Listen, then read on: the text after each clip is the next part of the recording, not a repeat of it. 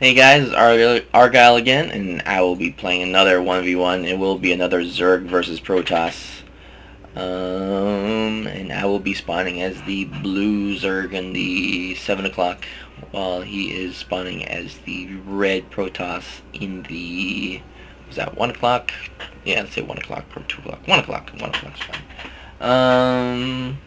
And this game's gonna be pretty interesting. I've been working on a certain build recently for the early game since I have a problem. I have pretty strong. I think my early game is pretty strong, but transiting to the mid to late game, I am pretty bad. I have to actually work on my macro ability.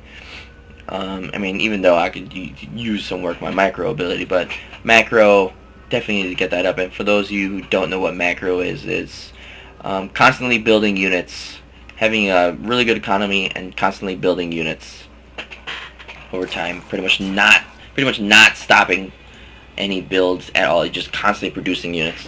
And if you're good at that, your army, your supply will definitely skyrocket, and you'll be pretty much just, you don't really have to rely on skill at that point if your army is 50 supply above your opponent. So, but yeah, I mean, also good keynotes, always scout. I am trying to scout over here. This map, I've never played this map before. It was pretty interesting. I do like the layout. A lot of open space. Definitely great for Zerg players because there's so much open space to get a good surround.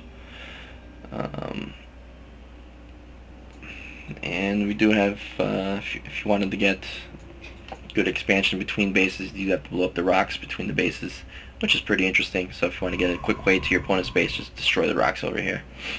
Instead of going all the way around. But yeah, so much opportunity in this map to do some hidden expansions. But I am going 15 gas, 14 pool since this is a big map.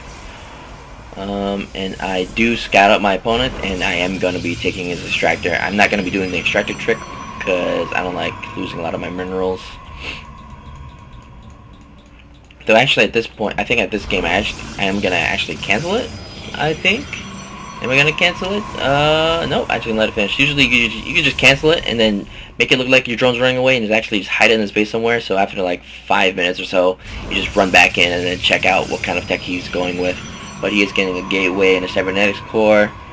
He's actually not walling in, which is pretty awesome for a Zerg player because I mean you could just run in all your lings and start harassing his probe line, and his zealots are not going to be able to catch up to the lings and just cause a whole lot of economic damage. So when I saw that, I was definitely had a big smile on my face, and he does send his probe over here.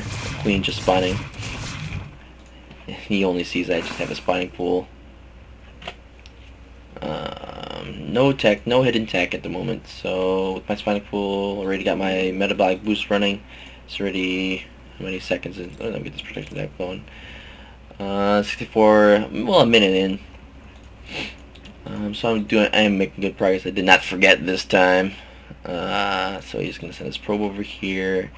I would actually hide my probe when I was him. I'd just like hide it over here somewhere, just so he could run in and see what kind of tech I'm going. But he is working on a robotics facility. He is corner boosting out warp gates. He is getting one stalker. So he's got one zealot, one stalker right now. And I have 4 Zerglings, just starting to mass produce Zerglings here. I'm going to get me 1 evolution chamber for a quick melee attack upgrade for my Banelings and Zerglings. It's always nice early game, especially against units who don't have any upgrades. Keeping up with the injection. It's good to keep your injection low. If you know you're doing well with your injection, if your queen's constantly low on energy. And I do have my Baneling nest up right now, so I'm just mass producing lings.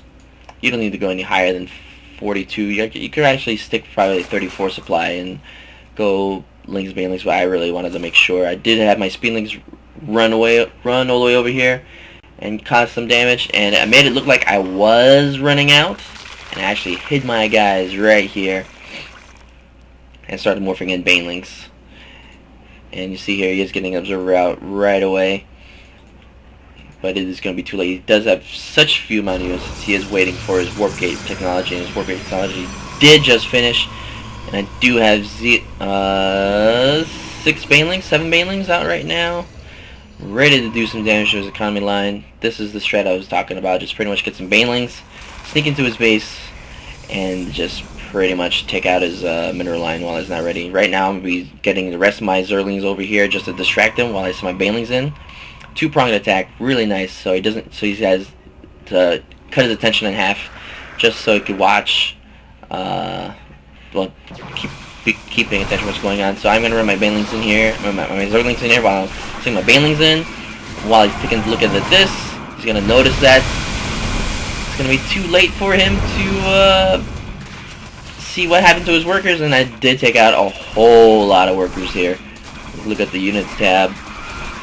He went from, I'm not sure, he definitely had a big lead on probes. He went down from whatever he had to 12, and then now my Zerglings are going to clean up whatever he's got left. My army, I did have enough Zerglings in here to overwhelm his army, and this is why you want to get a wall and playing against a Zerg player, because this is what's going to happen if you're going to let a Zerg player just waltz into your base. He's just mass Zerglings are just going to come here and clean up, and he cannot warp units fast enough, and I got more reinforcement Zerglings coming in.